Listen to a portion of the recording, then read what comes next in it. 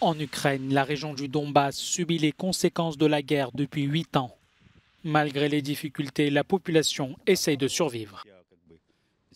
Lorsqu'on nous a lancé des roquettes, je suis resté sous terre pendant 4 jours. Et dès que j'en ai eu l'occasion, j'ai fui cet endroit. Mais j'ai dû revenir parce que je dois m'occuper de mon père âgé. La plupart des gens sont partis. Il y a beaucoup de maisons abandonnées. Et ceux qui ont décidé de rester pensent avoir été abandonnés, oubliés par les dirigeants. Qu'est-ce que nous pouvons attendre d'eux? Aujourd'hui, nous ne sommes rien pour ces personnes.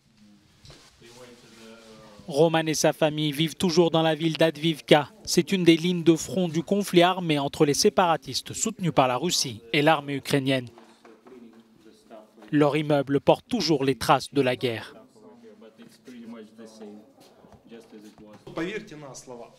Croyez-moi, tout le chemin depuis la porte d'entrée jusqu'ici était rempli de sacs noirs.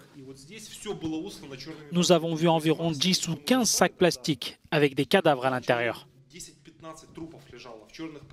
Cette semaine, Roman a vu à la télévision le président français Emmanuel Macron qui s'est engagé à mobiliser une aide financière d'1,2 milliard d'euros à l'Ukraine. Mais Roman ne pense pas recevoir d'aide, parce que d'autres dirigeants avant avaient aussi fait la même promesse qui ne s'est jamais concrétisée pour lui et sa famille. Pendant toute cette période de guerre, nous n'avons reçu qu'une petite boîte de la Croix-Rouge. Où va tout l'argent? Personne ne le sait. Ce qu'ils ont proposé, c'est simplement de nous donner 5 mètres de plastique pour couvrir les trous de la maison.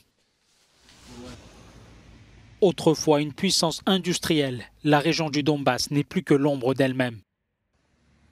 Les chiffres officiels sont rares, mais les habitants disent souffrir du chômage et craignent une guerre plus importante qui ne fera qu'accentuer les difficultés économiques. La monnaie ukrainienne, la hryvnia, a perdu 8% de sa valeur depuis novembre 2021. Malgré tout, certains habitants gardent l'espoir d'un avenir meilleur.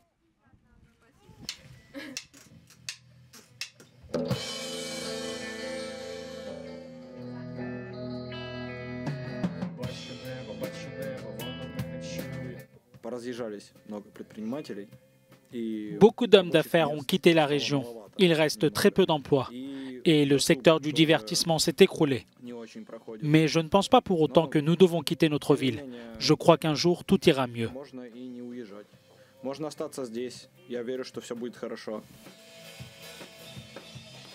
Max, Valeria, Vadim et Ilya ont monté un groupe de musique. Ils rêvent de grandes scènes et sortir des albums, mais ils espèrent avant tout de pouvoir continuer de vivre ici.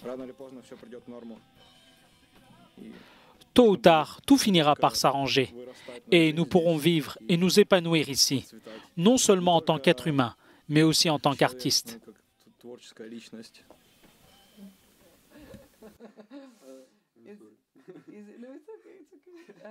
Is it easy to grow up in this part of